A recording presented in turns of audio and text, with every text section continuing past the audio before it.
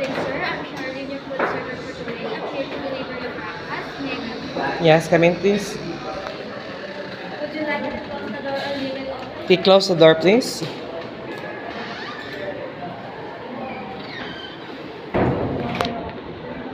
would you like me to place your breakfast, sir? Top of your bed or top of the table? Okay, top of the table, please. Thank you.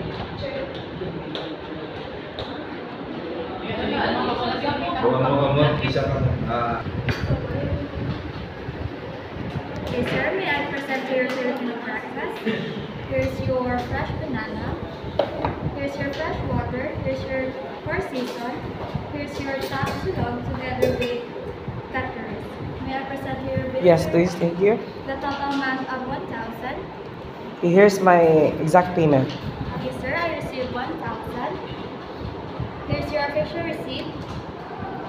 Okay, sir, would you like me to adjust the temperature of your aircon? No, it's okay. Thank you. Okay, how about for your curtain? Would you like me to open it to brighten? No, thank you. Okay, sir. For your soil dish, would you like me to come back an hour or leave it outside? I'll leave it outside the room. Okay, sir.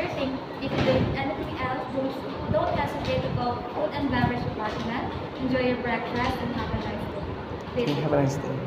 Thank you.